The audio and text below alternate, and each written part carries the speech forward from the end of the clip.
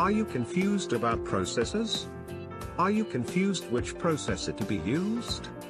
Are you confused which processor to buy?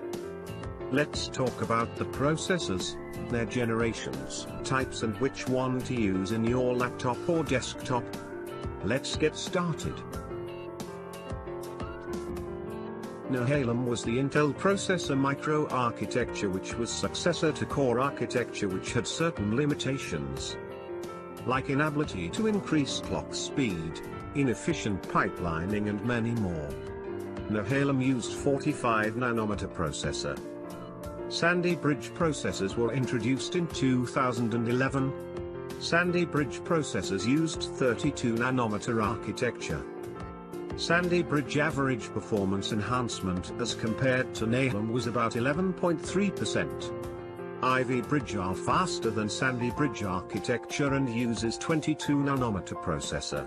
Ivy Bridge consumes 50% less energy than Sandy Bridge, and performance is increased by 25 to 68% as compared to Sandy Bridge. Haswell uses the same 22nm processor, but performance is increased by 3 to 8% as compared to Ivy Bridge processors.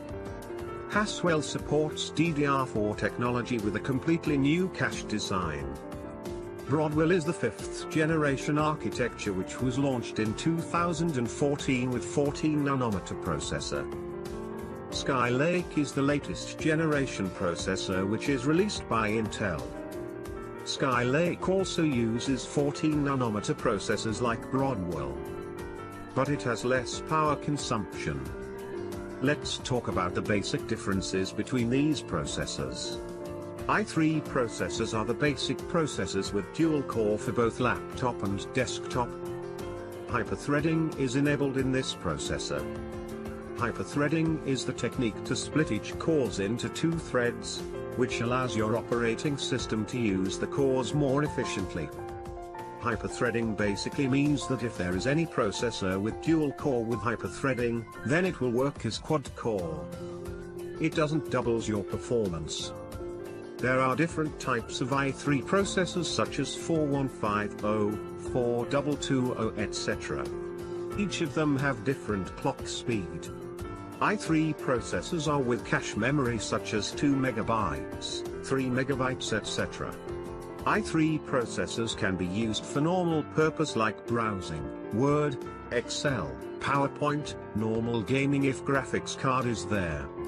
i5 processors have 2 variants, that is one for laptop and another for desktop.